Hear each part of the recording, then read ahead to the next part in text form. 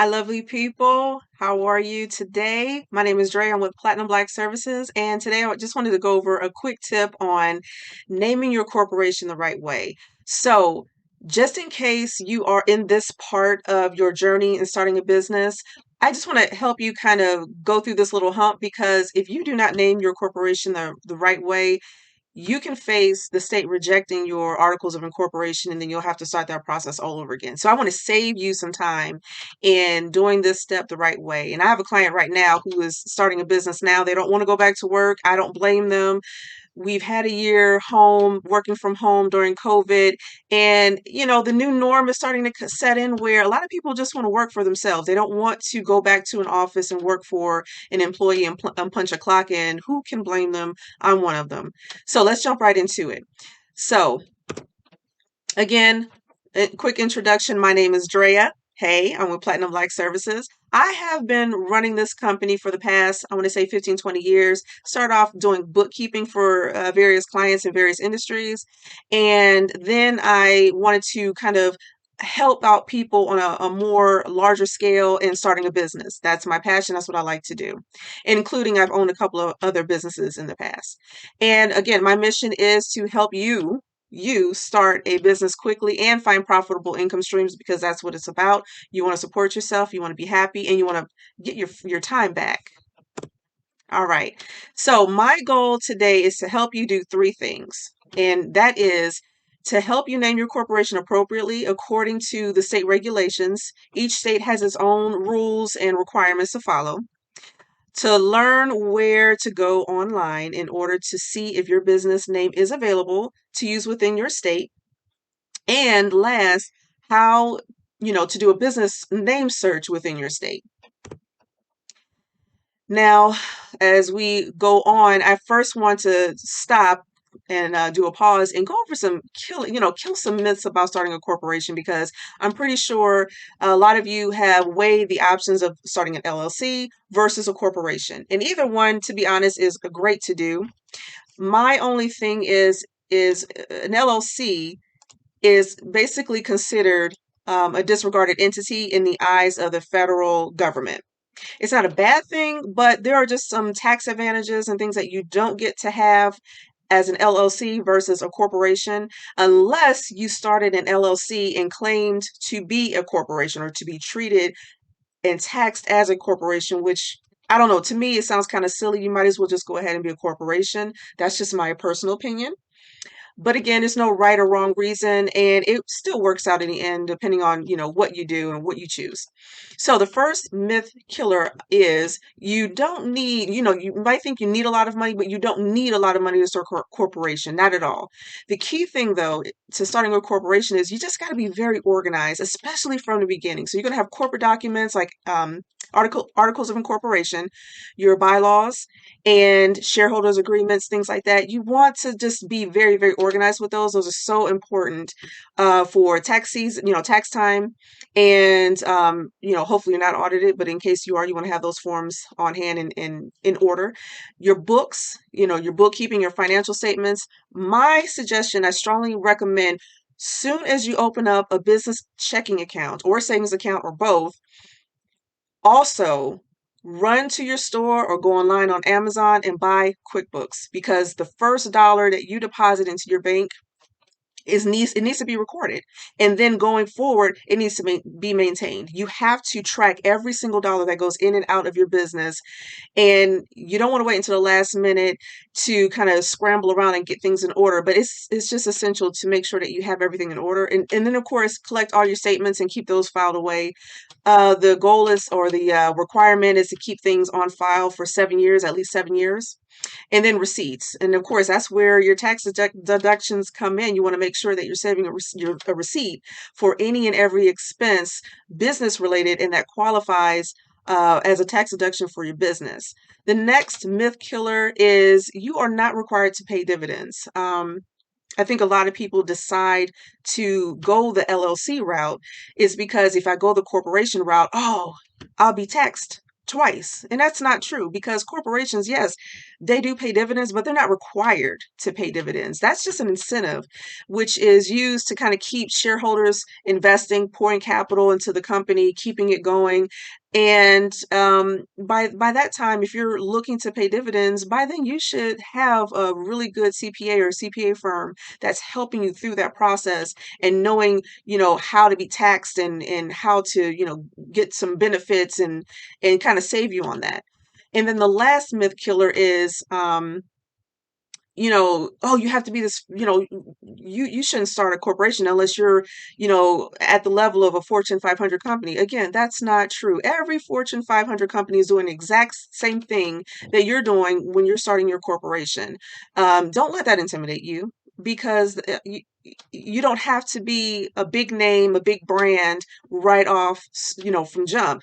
Even the founder of Apple started in his garage. So you don't have to, be on the same level as the big boys. You just need to start. And, the only difference is that they've been a corporation a lot longer. That's it. Okay, so general naming requirements for corporations, and this is just general across the board for any state in the United States.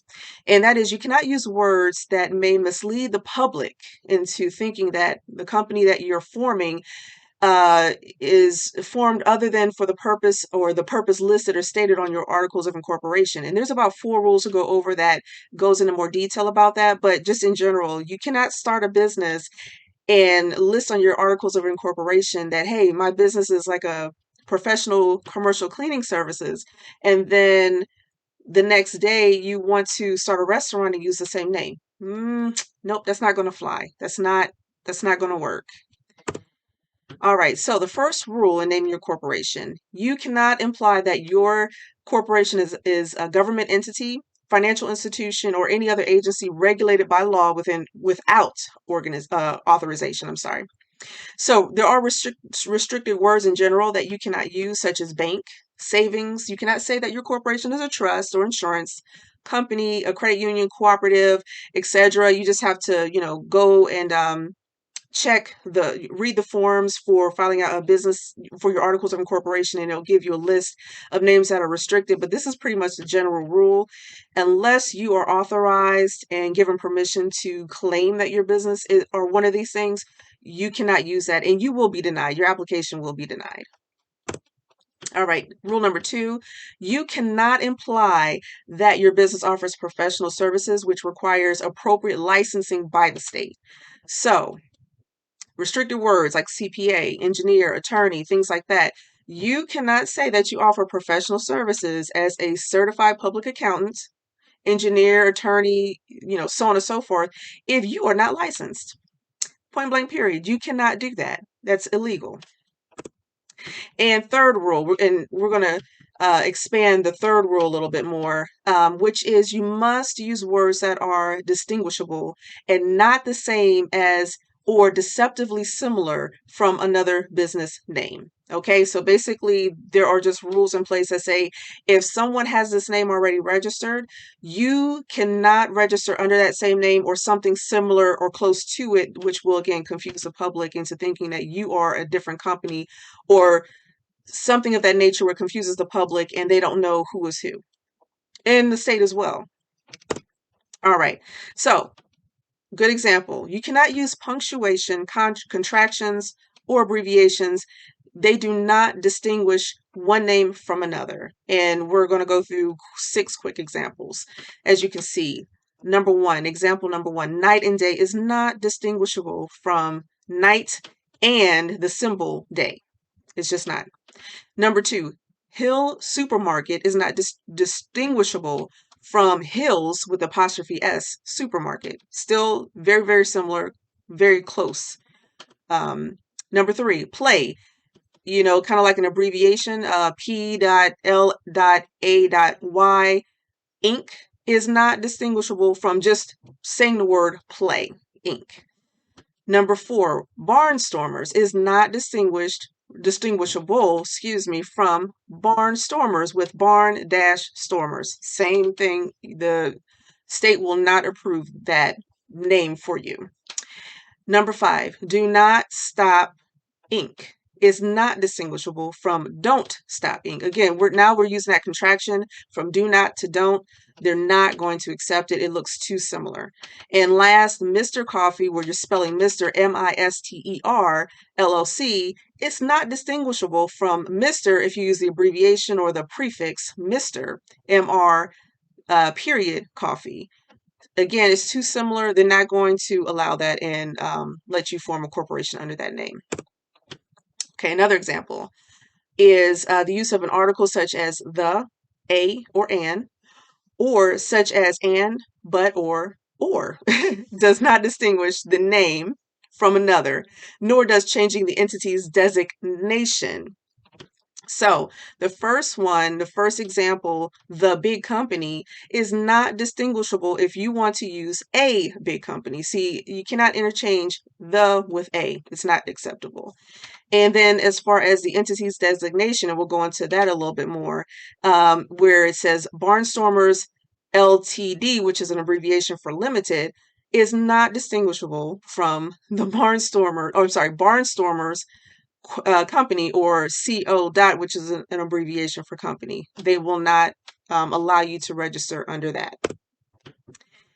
All right, so what can be used to distinguish the name? So numbers. So numbers within a name can be used to distinguish one name from another if the number is formatted differently in each name, along with adding more letters. So following example, number 1, Roman Investments 2, which is of course the Roman numeral, II, or 2, is distinguishable from if you use Roman investments and then the number 2, and investments 2 if you spell out the word 2. So they look at that as, different enough, distinguishable enough to say, okay, we can have 2 or more companies be registered in the state, with that being the differentiator.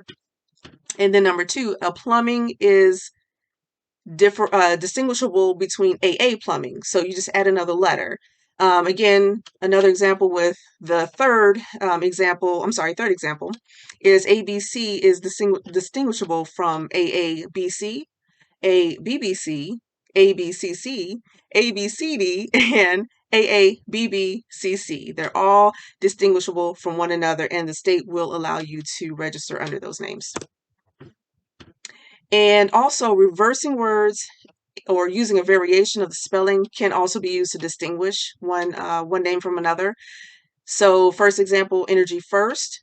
You flip those or reverse or flip those words around, it will be distinguishable from first energy. And then if you kind of do a variation of spelling again, quickie, Quickie, Mart, is distinguishable from a different way of spelling quickie. So you just remove the QU and you add QWIKEE Mart, Quickie Mart, or another way of spelling Quickie Mart, and that is acceptable.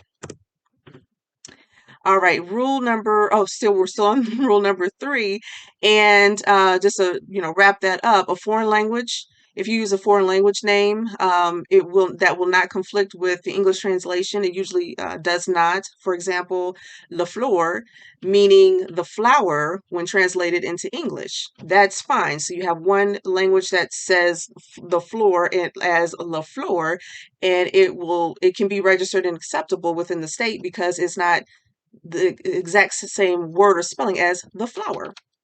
And then just bottom line, at the end of the day, unacceptable words across all states will not be accepted and allow you to register your company. So if any name contains profanity or words or phrases that are generally considered a slur against an ethnic group, religion, gender, or hereditary, it is considered unacceptable right out the gate. And rule number 4, in naming your corporation, the name must always include an expressly authorized suffix, often referred to as an entity designator or entity indicator. So for the state of Oklahoma, if you are looking to form a corporation there, you can use one of the long suffix or abbreviations listed below, such as association, company, corporation, club, foundation, fund, incorporated, institute, society, union, syndicate, or limited. For short, it can be something as assoc, co, corp, or Inc. And next, we're going to go to the fun part and switch screens within a few seconds. And I'll show you the website to search for business name availability, which is the Oklahoma Secretary of State's website. There, I will show you how to do a business name search to see if the business name is available or not. Now, here's the fun part. I went online and I pulled up e-secretaryofstate.com, which is a great website to reference because it provides quick links for the Secretary of website by state, forms to file your articles of incorporation, and then what we're about to do next, which is actually do a name search. So let's go ahead and scroll down and find Oklahoma. Okay, Oklahoma, and we're going to click on entity search. And in file name, we're going to use for this example, Bob Ann. And I've done a name search using this example for every state. And what's interesting is that every state actually has a company name with the word Bob in it. Okay, so let's click search.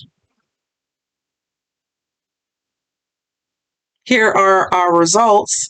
And under the column header name, the goal is to go through that list and any additional pages, as you can see, provided, go through everything to see if the name that you want to use isn't already taken, if there's an exact match or something very, very similar close to it that's not already registered with the state of Oklahoma. The next column, entity type, which is also good to look through because it gives you an idea if the name of the company or the company itself is a corporation, a limited liability company, partnership, so on and so forth. And this last column, very important to pay attention to, it gives you the status, if it's active, inactive, expired, withdrawn. And of course, if you find a company name, that matches or is very similar, that might possibly prevent you from being able to use the name of your choice, is active, then of course you know that that company's name is definitely not available. All right, so let's go back to the previous tab.